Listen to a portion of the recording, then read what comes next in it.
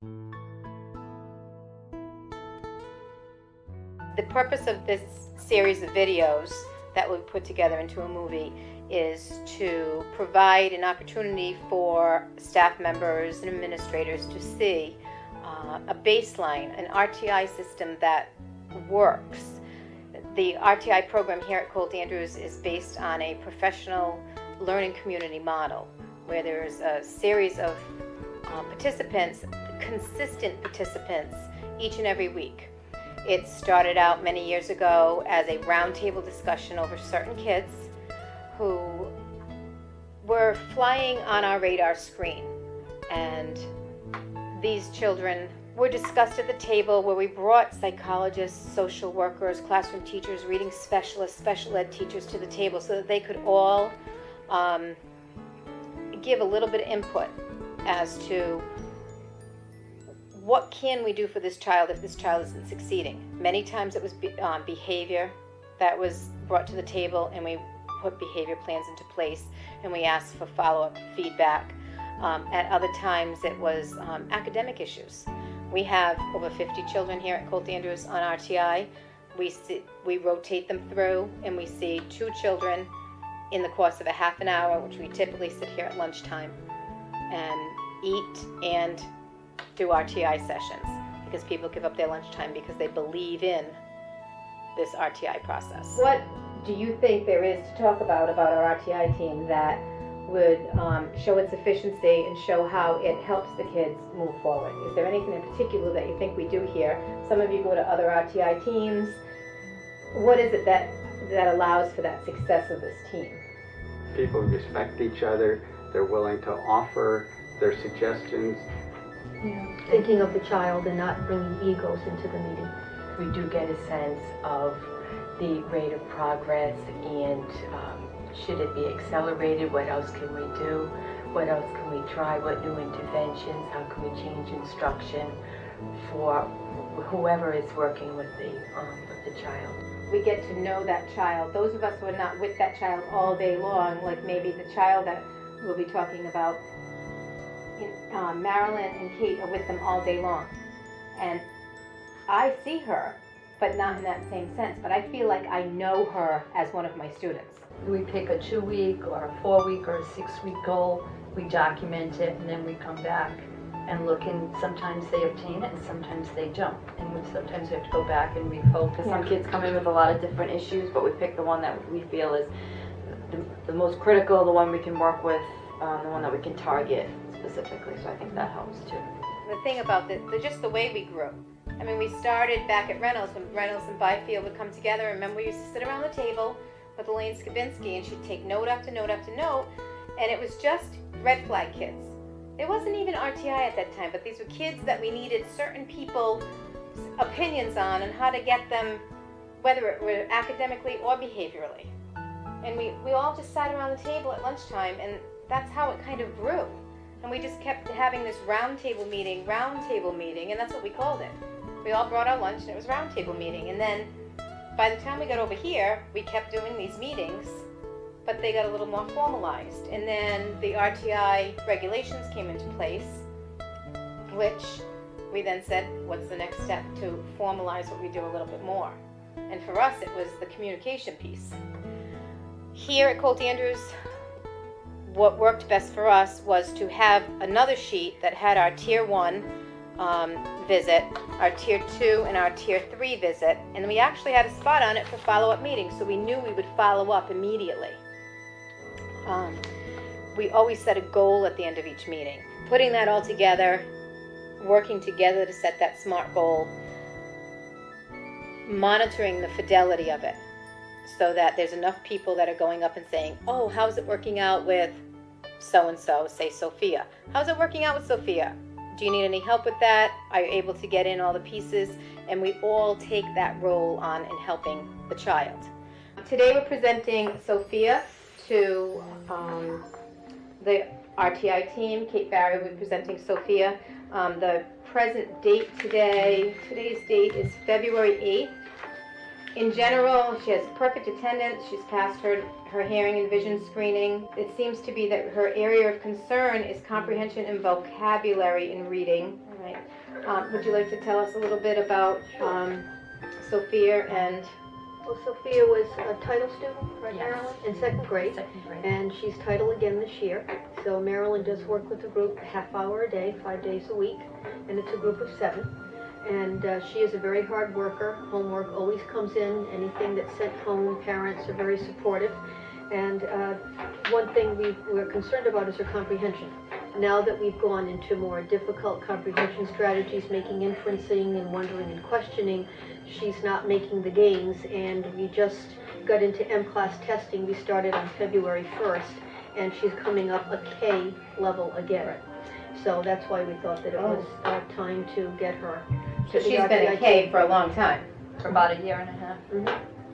I feel that there are parts that the vocabulary, there are words that she isn't sure of.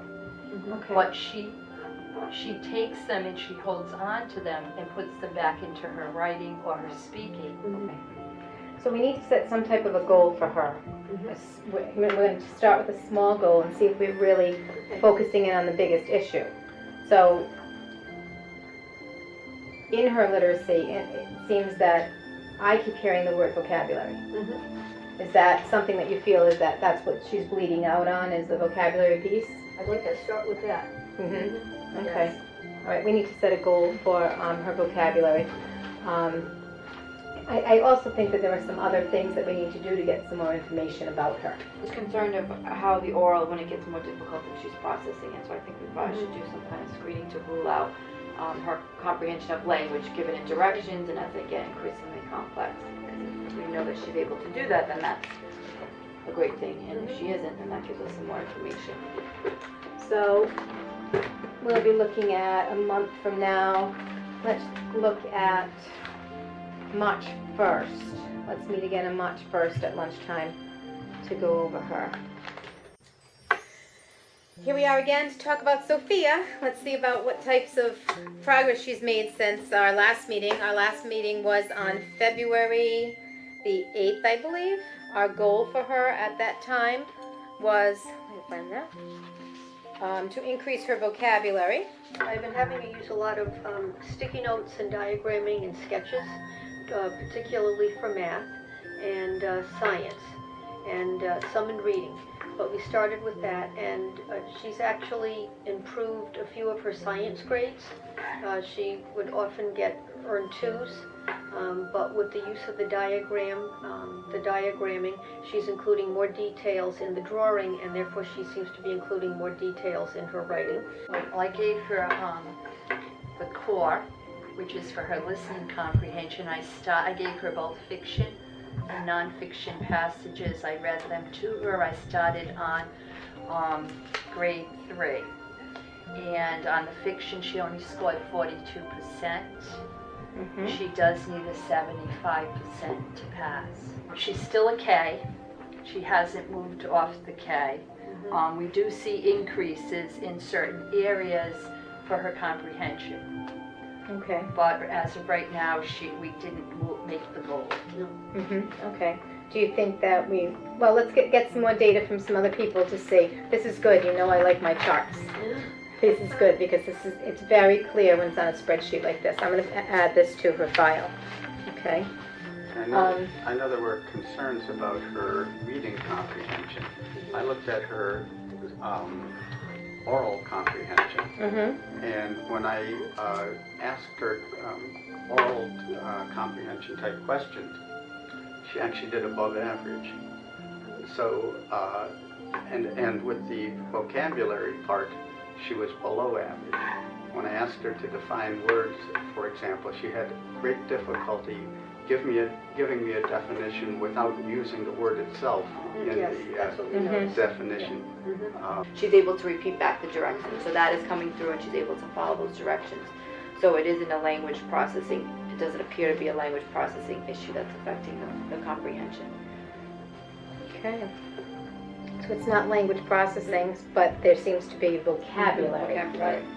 So when she's taught the vocabulary, does she attain it and hang on to it? Vocabulary does require a lot of connecting to background knowledge, Right. content area, etc. Which she doesn't seem to have a lot of, Right. and that's why I'm pre-teaching that vocabulary during the SIPS time, Sure. which is the 10 to 10:30, and then we usually do science, you know, after, so. That's great. Yeah, that's great. And it's just the repetition that she seems to need, and the more she's versed in the repetition, and she'll say to me, oh, I see a connection between the math and the this, that seems to stoke her confidence, so. April 12th. Let's do April 12th. All right.